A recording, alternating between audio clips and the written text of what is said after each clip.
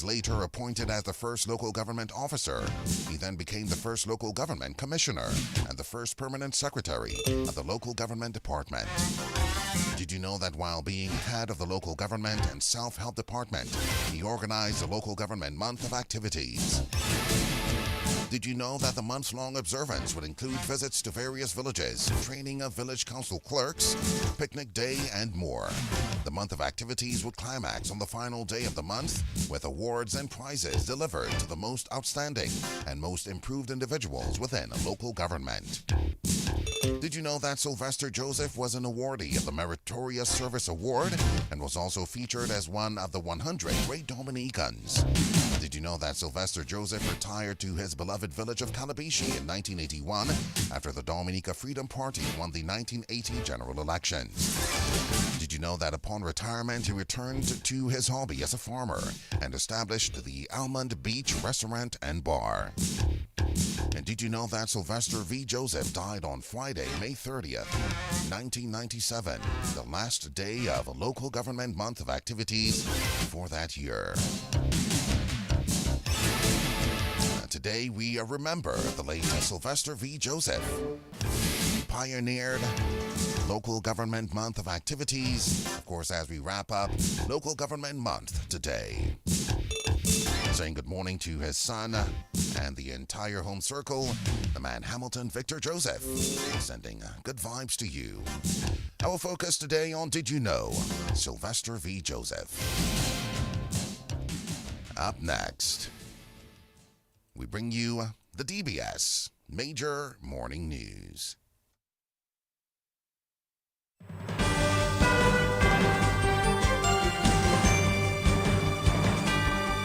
DBS News. Fresh in the morning. Eye-opening and balanced. The DBS Morning News starts right now.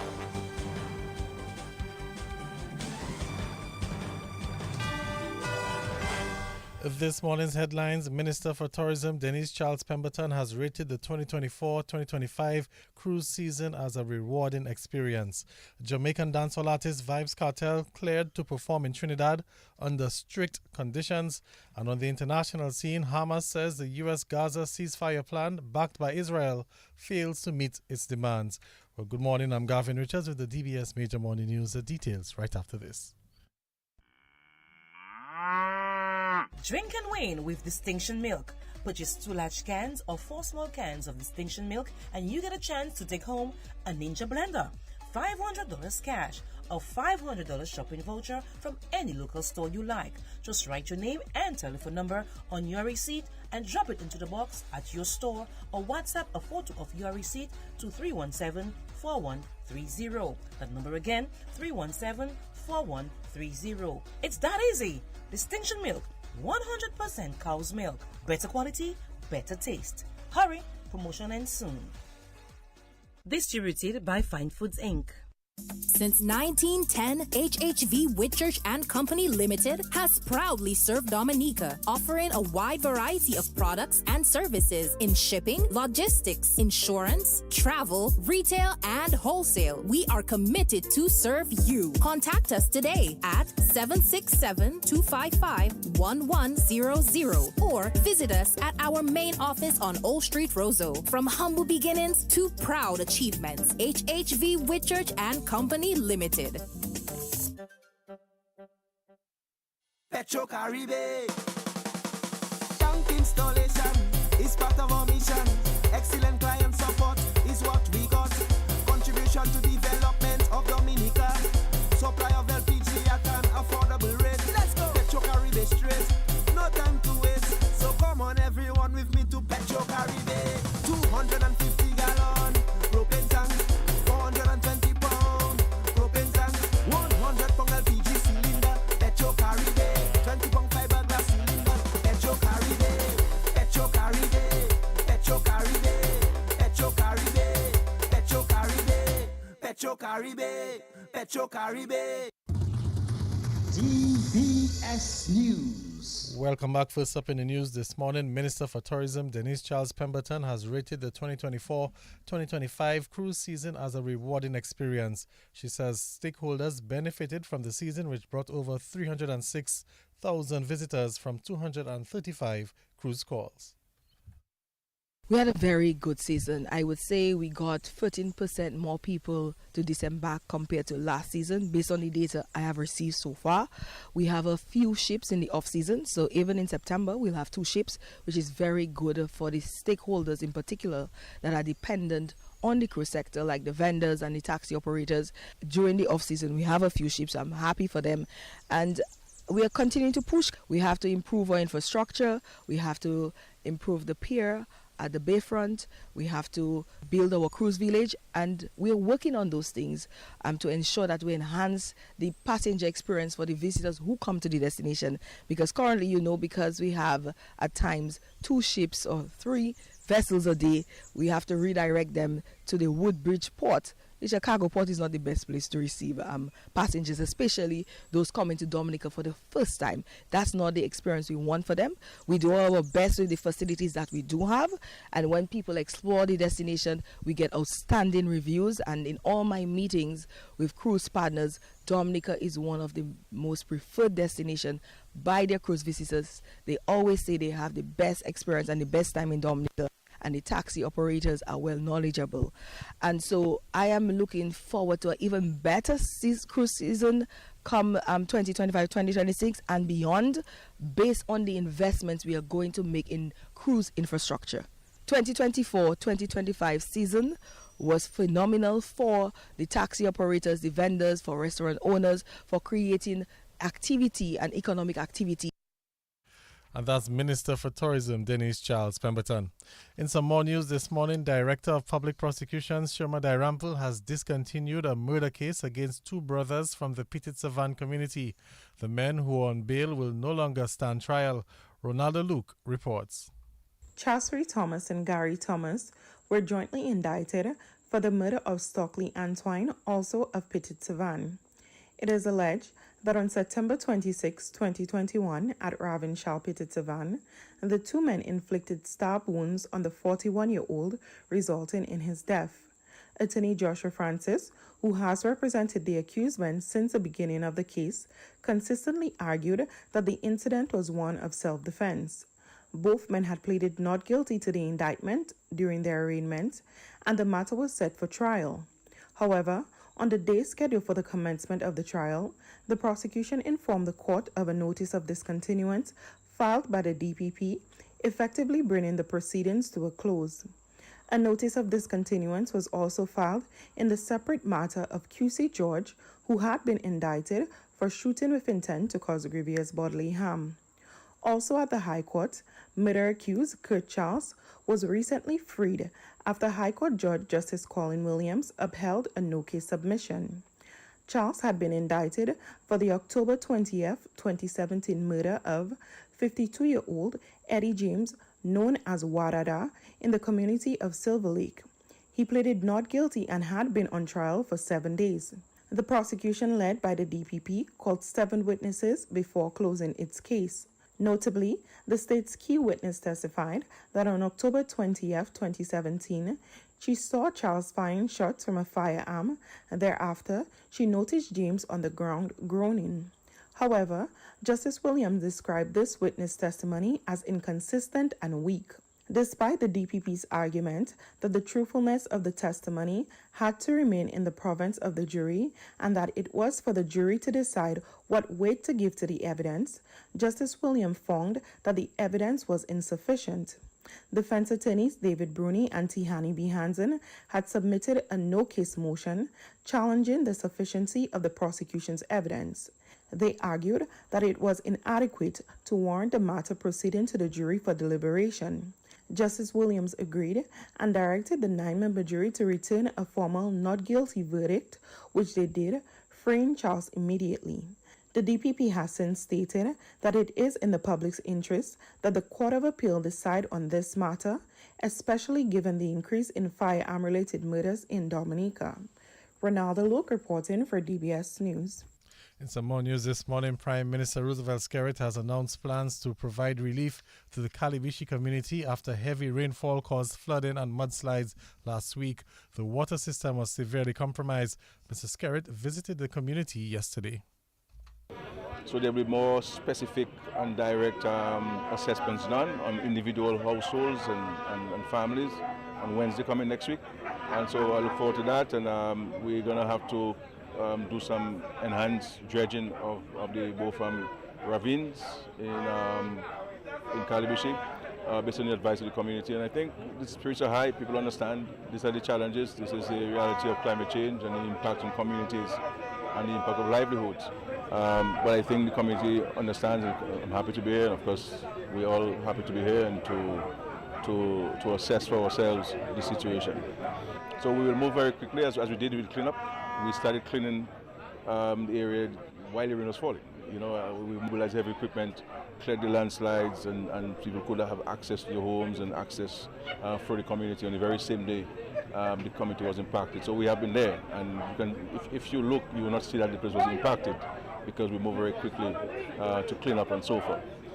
But in terms of the medium to long term, there's some things that we have to do to enhance the safety and well-being of the residents on the Kalibishi flats. We will start the dredging next week of the both ravines. That will be done next week, and the further clearing of the drains to enhance and to mitigate against the impacts of any heavy rains or any unforeseen circumstance. So we are aware of the problem, and we will certainly move towards addressing it, especially leading up to this hurricane season. And that was Prime Minister Roosevelt Skerrit speaking after a visit to Kalibishi on Wednesday. A stalwart of the Dominican Labour Party says the party's 70th anniversary rally at Dubla on Sunday is an opportunity for Dominicans to show gratitude to the DLP. Mr. Reginald Austri, the former housing minister who served as parliamentary representative for Cottage for 6 terms, says the Dominican Labour Party was confronted with major challenges before being able to revive the fortunes of the population. The DLP is celebrating its 70th anniversary. And so coming in at the time, our first order of business was to restore the credibility. And during that process, remember, we also lost 2 prime ministers. And so the weight of moving this country out of the doldrum where it was, we had to get the country out of the mess in which we met it and then begin the development process. But in that time, we were set back by a number of human and natural factors. So trying to get out of the melee in which we were then, we had several setbacks. But because of the tenacity and the leadership of Roosevelt Skerrit and an understanding of the party as to what was required at that time, we were able to persevere to the point where we are today. That men almost forgot that there was a Hurricane Maria. But people forgot there was a Maria because there is very little on this landscape to remind you of Hurricane Maria. The pandemic. I mean, see how we got out of the pandemic. And the development programs that are taking place now is not the sign of a country that was in so much devastation, even from the economic melees of the 1995-2000 period. And so that is what I believe that we have to draw the attention of the Dominican people to. And that's why I believe the 70th anniversary rally and celebration is very, very important, because it's an opportunity for us to remind the Dominican people from whence we came, where we were when we came in, and what we have done, and where we have taken this country in terms of housing, in terms of healthcare, in terms of infrastructure development, the new airport, something that generations of Dominicans have been looking forward to, geothermal energy. And that's the former housing minister, Reginald Austri. Outgoing president of the National Cooperative Credit Union, McDowell Paul, says the future of the institution is encouraging.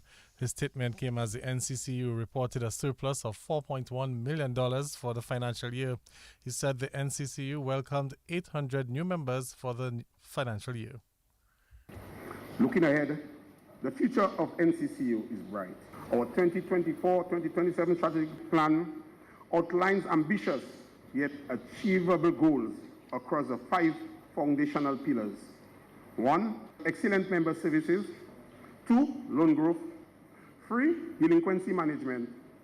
4, diversification of income stream. And 5, staff development and welfare.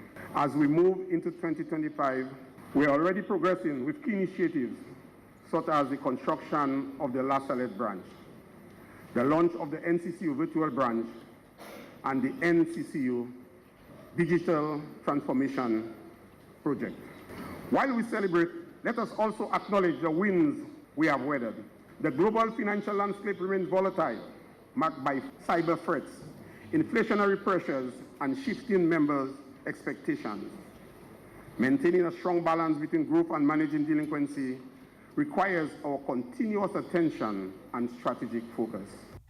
Meantime, the NCCU has renamed its Merit Scholarship after former President Josephine Dublin.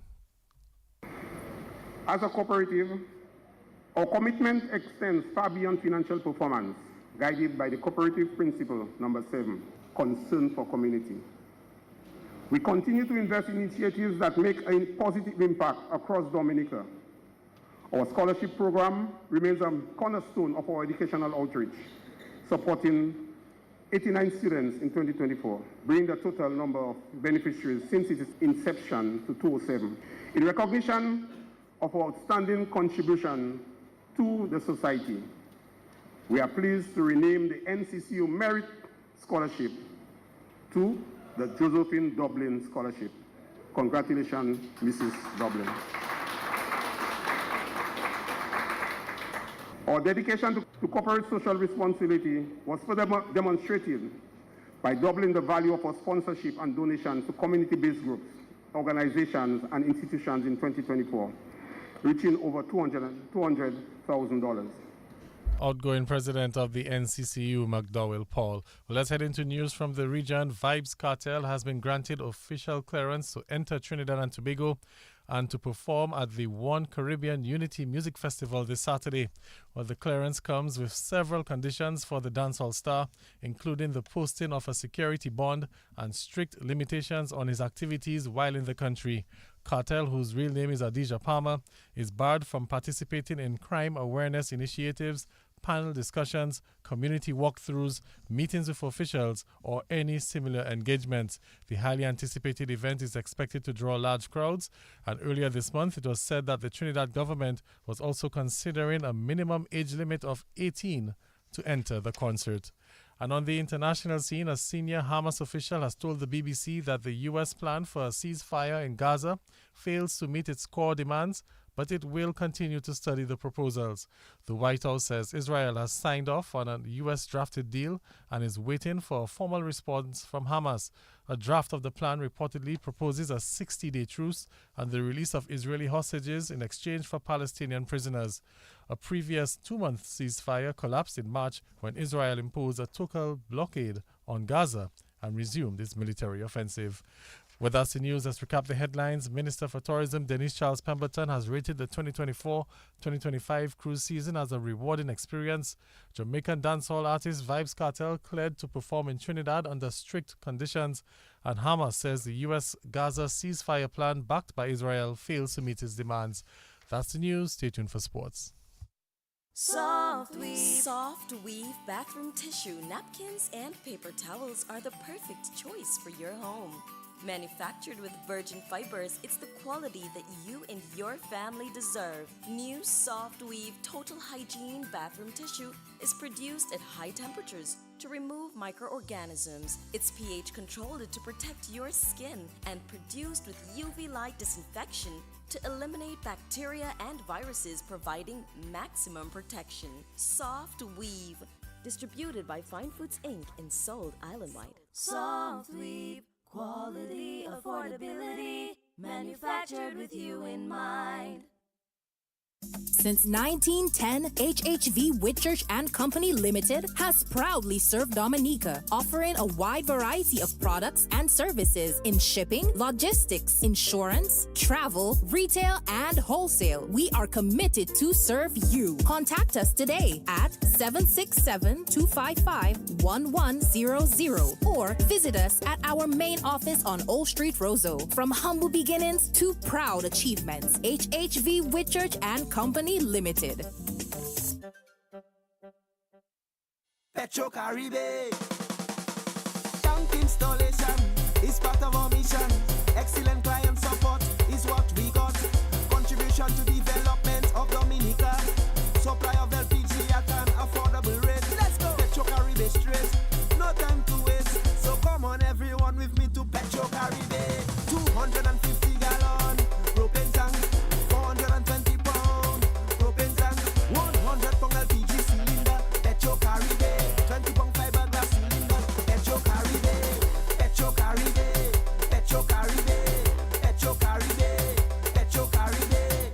Petro Caribe, Petro Caribe. Covering the nation and beyond, DBS Sports Report.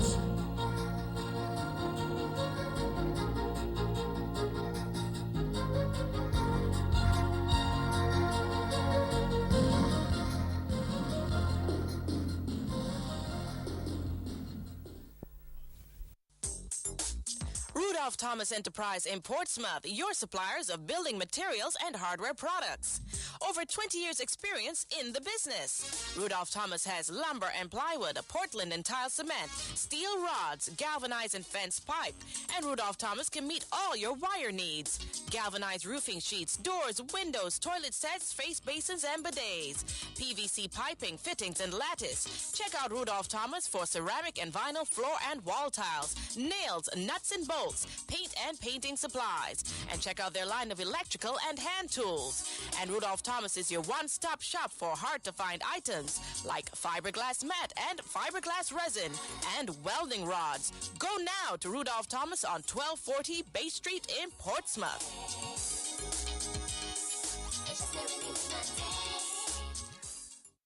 Just Mobank me. Here's my ID. Just Mobank me. It's that easy. The faster, easier way to bank. NBD makes it easy to bank online, anywhere, at any time with Mobanking. The faster, easier way to bank. The faster, easier way. So transfer funds on Mobanking. The faster, easier way. To pay your bills with Mobanking. The faster, easier way. So order checks on Mobanking. The faster, easier Pay employees way. on Mobanking. The faster, easier way to bank. Plus, you can now top up your phone on Mobanking. No need for cash or card. Simply log into Mobanking to top up your phone. Visit nbdominica.com or follow us on Facebook and Instagram for more details. The faster, easier way to bank. NBD. Your partner, your bank. Well, welcome to the Morning Sports. Let's begin with football news. The Roosevelt Skerrit Bombers Starlights will begin the defense of their DFA Women's Premier League title as that tournament gets underway this weekend. Well, the Bombers Starlights ended the impressive run of the New India Goodwill Runners on their way to winning their first title. Women's League Coordinator Devon Coffey says the DFA is looking forward to another exciting women's season. This weekend we plan to launch the Women's Premier League. The first match will be held at the Benjamin's Park in Portsmouth. That will be the defending champions, Roosevelt Skerrit Portsmouth Bombers versus Dubla FC. And we will have a second match on Sunday at the Technical Centre at 4 p.m, which will be the All Saints University versus New India Goodwill Runners. Now, with the Women's Premier League last season, we had for the first time, we had 2 rounds of football being played in the Women's League. And actually, for the first time since its launch, we had a new champion as well, being the Roosevelt Skerrit Portsmouth Bombers. Now, we hope to continue that trend this year. We were projecting 10 teams to participate in this year's edition of the league. Unfortunately, one team couldn't meet the compliance to participate in the league, and we're back down to 9 like last year. So these are a few things we will look to strengthen, in particular with the women's teams for the next season. And that's the DFA's Women's League Coordinator, Devon Coffey. Meantime, the DFA Premier League continues tonight with Sartigo Southeast taking on DSFC. That game gets underway at 6:30 from the DFA Technical Centre. In some more football news, the Dominica Football Association is hopeful that work on the covering of the stands and other amenities at the DFA Technical Centre will get underway in the coming months. DFA General Secretary Jasmine Vidal-Matthew says the project has encountered a minor delay. She says she is hopeful that there should be some progress by early June. It's frankly taking more time than we anticipated. We're working with a consultant. The firm is Pendek, and we've had a few delays. So we're really hoping that at least by mid next month, we have some more traction in terms of the drawings, the designs. We already have preliminary designs, but just finalizing things.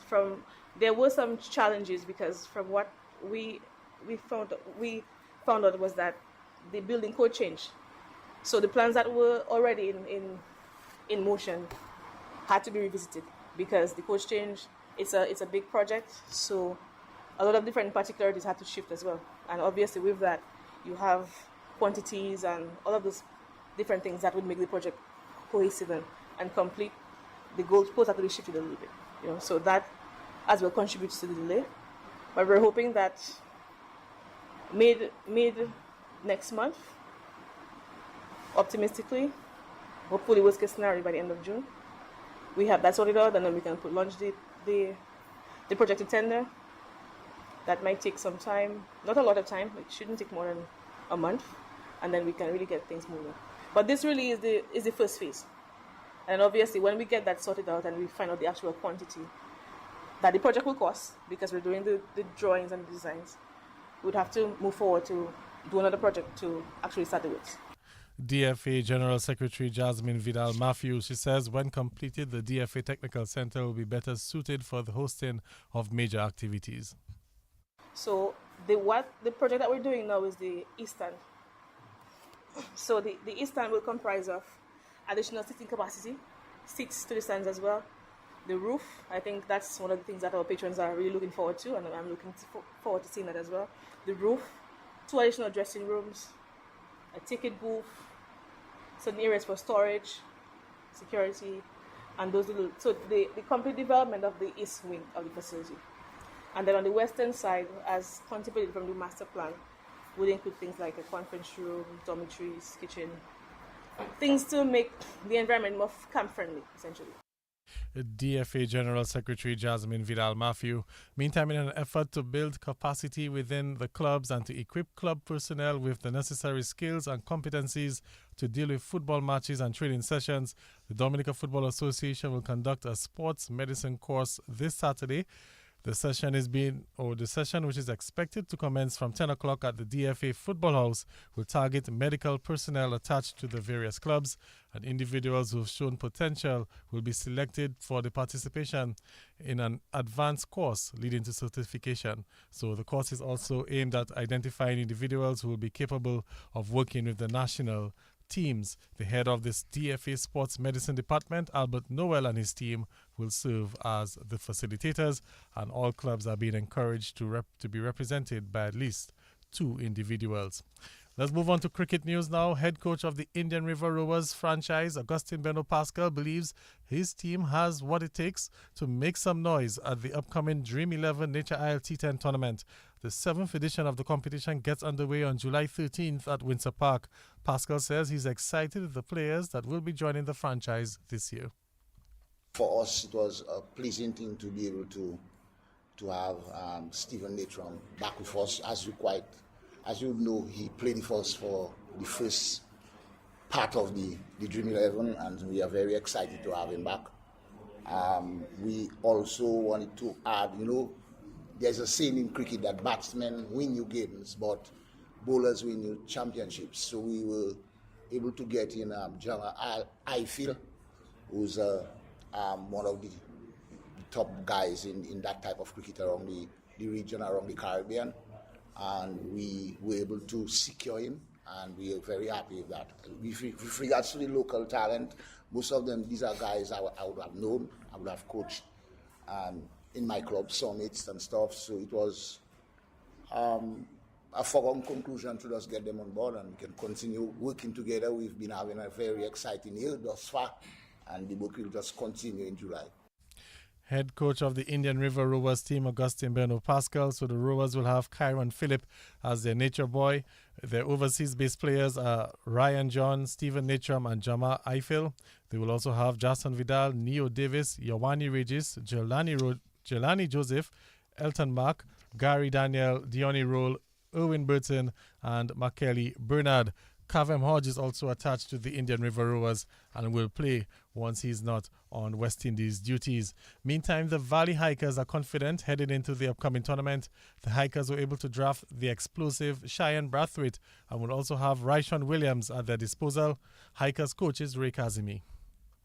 I think that we are confident in the guys that we selected. I just hope that come this T10 we do better. This year, we were champions 2 years in a row. I just hope that when the players that we picked come good, I know some of them in the T10s out there are doing well. So I just pray that our players go there and do well.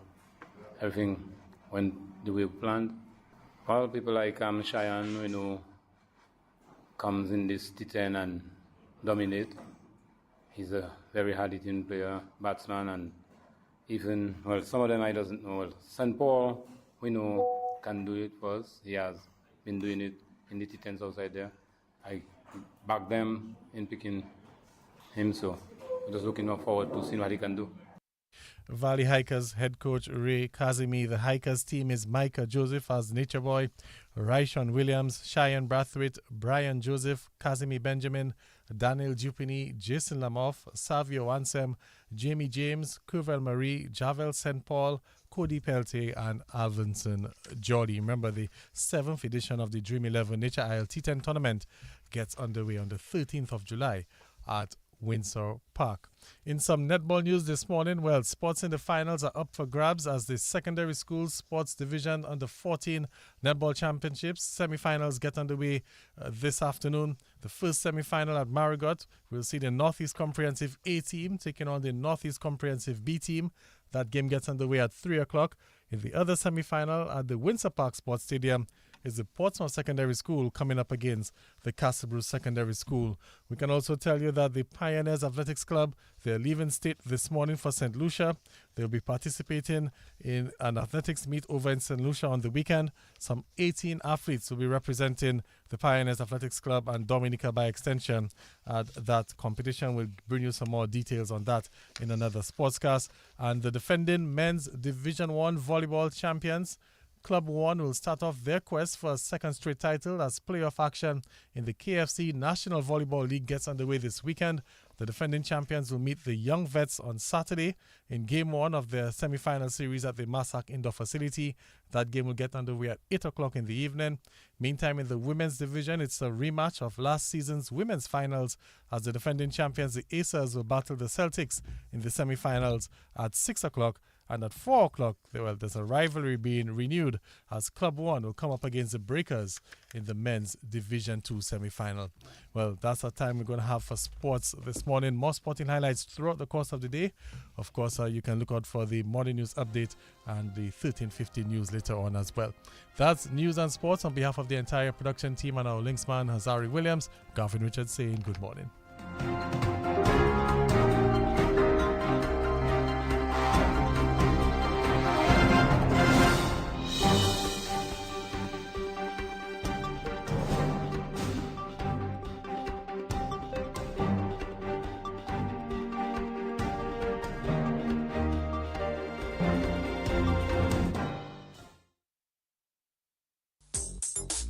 Rudolph Thomas Enterprise in Portsmouth, your suppliers of building materials and hardware products. Over 20 years experience in the business. Rudolph Thomas has lumber and plywood, Portland and tile cement, steel rods, galvanized and fence pipe. And Rudolph Thomas can meet all your wire needs. Galvanized roofing sheets, doors, windows, toilet sets, face basins and bidets. PVC piping, fittings and lattice. Check out Rudolph Thomas for ceramic and vinyl floor and wall tiles, nails, nuts and bolts, paint and painting supplies. And check out their line of electrical and hand tools. And Rudolph Thomas is your one-stop shop for hard-to-find items like fiberglass mat and fiberglass resin and welding rods. Go now to Rudolph Thomas on 1240 Bay Street in Portsmouth.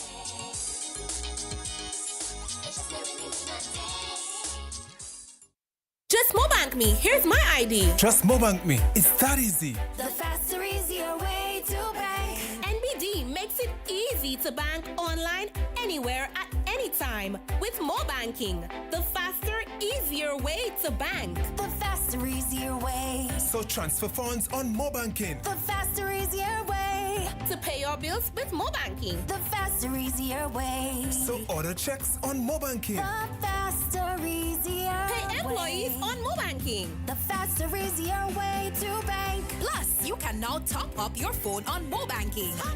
No need for cash or card. Simply log into Mobanking to top